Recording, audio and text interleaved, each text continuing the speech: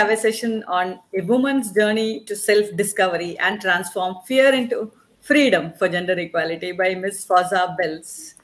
Ms. Fauza Beltz is an entrepreneur, motivational speaker, mentor, and founder of Fauza Consultancy Limited. She is the author of Rising from the Dust, A Woman's Journey to Self-Discovery and Transform Fear into Freedom, Harness the Power of Your Mind. Fauza is passionate about youth development and supporting communities. She is devoted to helping young men and women make a lasting change and live their best life. Her creative streak and passion for all things art led to Fauza Consultancy Limited, initially a blog documenting her interior design creations, jewelry collection, and her love for fashion. Fauza Consultancy has grown to include interior design guidance, branding, mentoring, publishing, and events organization. She is a qualified interior designer from the Center of Executive Education, CEE, Dubai, EdExcel, UK. Fauza has used her status as an accomplished jewelry designer to endorse African women develop their craft through sales on her website, FauzaBeltz.com. In 2019, she founded Fauza Foundation, registered in Kenya, aimed at empowering young men and women through inspirational school talks, mentoring programs, and providing female hygiene products. As an influential Kenyan woman, she is often an invited guest on television shows. She is also the host of Fauza Diaries, a digital talk show that offers authentic and insightful take on unconventional conversations. Thank you so much, Ms. Fauza, for joining us today. Over to you for your session. Thank you so much, Ms. Apana, and my heartfelt gratitude to Mr. Santosh as well for giving this girl, a girl just from the next door, an opportunity to share her story. I love telling stories, and that's what I am going to do, because I'm just thankful when I get an opportunity to share. And even better, that the topic on this conference tonight, that has been going on for a little while now, I just feel the topic it's something that I really care about, and it's a privilege and an honor to be able to share. So I'll tell you a story about a little girl who grew up in a small village in the coastal part of Kenya. Like many children born around the world who are planned for, where parents and extended family are looking forward to have this child, this girl did not fall in that category. In fact, her parents did not even know each other well. It's what we refer to nowadays as a one-night stand. She was unplanned for and not even expected. However, she appeared a few weeks later in her mother's womb. When the parents of her mother discovered that she was pregnant out of wedlock, which is a taboo where I come from, she was taken to the family of the father, who denied responsibility. The mother went back to her parents, gave birth to the girl, and after a few months, she left home and went and took her child with her to the big city in Mombasa. By then, 3 years later, the mother met another man, and this forced her to give the girl to her mother, where the girl stayed until she was about 8 years old. By then, the father had softened up and instructed her mom to come and get his child, his daughter. You can imagine the confusion going on this girl's mind. First, it was her mother letting her go, and now the grandmother is letting her go. Everything she knew was familiar has been taken away. This girl is none other than Fauza. The little girl who was neglected, abandoned, abused, both physically and emotionally, remained inside of me. She had problems loving herself, relating with people, and life, especially during the teenage years when I was trying to find my place in the society and in the community I lived in. A child, generally children who are born and have moved from home to home with different sets of adults to raise them up, these children grow up with no sense of belonging, and they start to tell themselves stories that are not true, like you are not good enough, you are not beautiful, you are not worthy, no one can love you, you are nothing. And at times, we do believe some of the labels that we've been labeled and those that we have actually identified with ourselves. A few years back, I read a book by a lady named Louise Hay called You Can Heal Your Life. In her book, Louise Hay says, if we are willing to do mental work, almost anything can be healed. It is after I read Louise Hay's book, I realized that I could heal all my traumas and love myself for who I am. At this point in my life, I was trying to reconcile with myself the reasons of my being and the reasons of my birth that caused family division. I had so many unanswered questions that led me to write Rising from the Dust, A Woman's Journey to Self-Discovery, and Transform Fear into Freedom, Harness the Power of Your Mind. I took this journey because I wanted to share my story and face my own past, which was, and sometimes even today, is still not easy as it has made me become vulnerable. After my book was published, the media, specifically in Kenya, approached me to share my story. It was not a common story. It created a lot of questions. It was not normal because it was a personal story.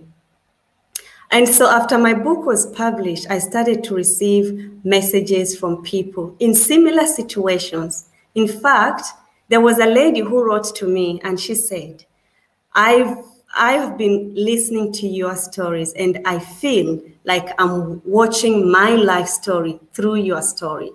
These and many other reasons, many messages led me to start my platform, Woman to Woman Conversation, a place where we bring real life stories from men and women and learn how they have overcome their own struggles. Because there is my mother's story, which is painful, that led to my painful story, that many women need to hear and find hope and share their own stories. This led me to the question, what if someone had talked to me in my teenage time? Would that have helped me? Would I have been able to handle the pain better? Would I have healed faster? Would my relationship towards myself be different? I think it would have helped. And therefore, I started visiting poorly equipped schools in my country, in Kenya, to give motivational talks, to encourage, to inspire, to motivate, and at times to counsel the young boys and girls, both in the rural areas and in the slums. I want to empower these teenagers to know and understand that they are powerful beyond measure. There is a higher power that is greater than themselves. It is for them and not against them. Their purpose here on earth is bigger than they can think or imagine. Look at my own story. As a teenager, I blamed myself. I hated myself. I was angry. I was confused. I had so many questions. I felt embarrassed of who I was. I carried shame around that was not even mine. But look where I am today. While interacting with the teenage boys and girls, I discovered other needs they had. Most of the girls, specifically in the slums, they lacked sanitary towels. So they would miss a few days of school every month because they are on their period. Things that most people having sanitary pads that we take sometimes for granted. This took me back to my own old days where I would use a piece of cloth, trying to keep the piece when I started my menstruation.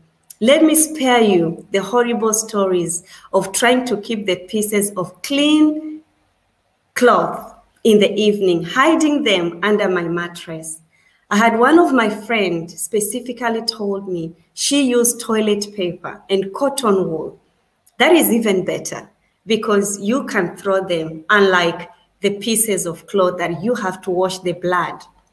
In 2019, there was a story in the news in Kenya. about a girl who committed suicide because a male teacher had made fun of her after her period leaked to her dress. Remember, this is the stage most of these girls are building their identity. I remember for myself, every time that time of the month came, I was worried about the same leak. So before I would stand up in my class, I would ask the girl seated next to me to check my skirt.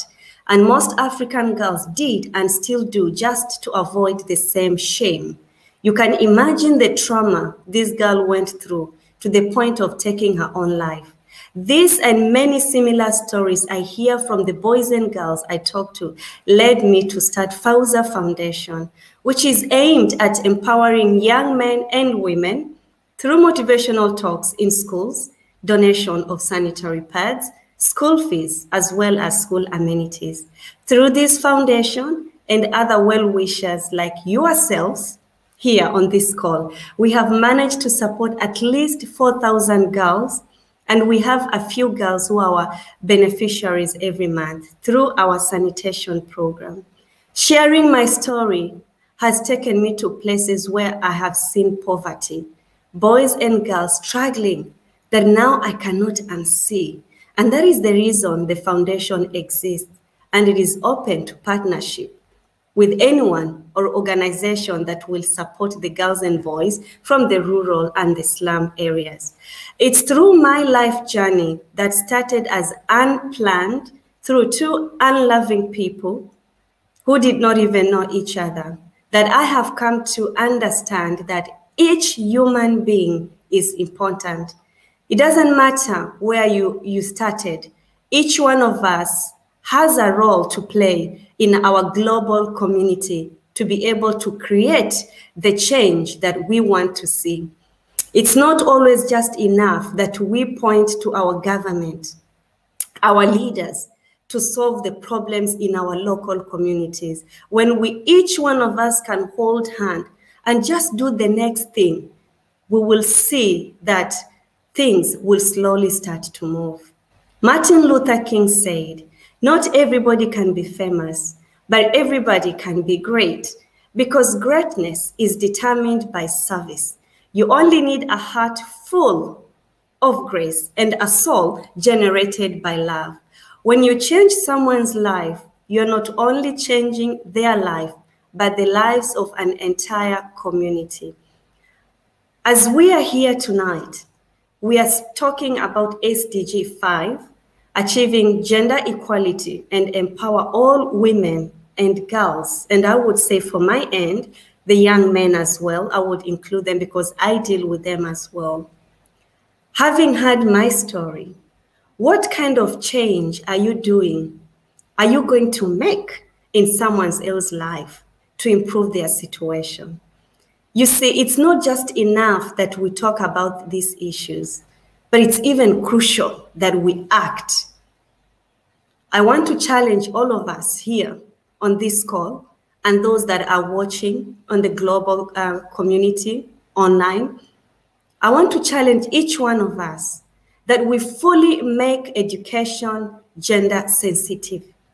There has been much progress to education, but the progress has been slow, especially to the women and men, the young girls and boys in the rural areas, in the slums, who have no access to good computers, good technologies, which we don't have in some areas.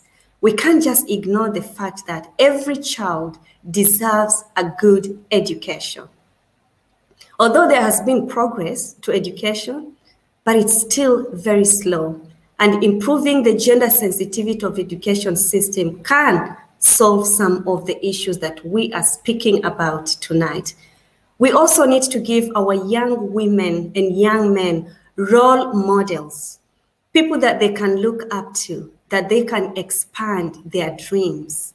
Because living in those remote areas, it's so easy when things don't go the way we think to lose hope in life. So we here and those who are watching, we need to stand and pick one person and be their mentor. We need also to empower mothers in the rural areas, in the slums. Some of those women, they never stepped in a class. So it's our role that we stand and empower other women, especially for us women, that we educate and empower them to make choices in their lives that they enable their daughters to go to school. Because when you give a child, if you give a daughter an education, you are giving them a gift for the rest of their life. We also need to get more women into power.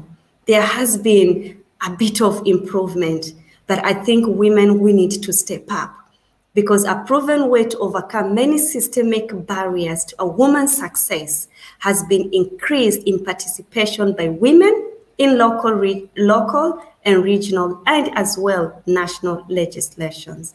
And lastly, we need to give proper value to women's work. I love what Ms. Gita spoke a bit about that as well. I also would like to emphasize on that, because the unpaid work women and girls, they do provide the foundation for the global economy.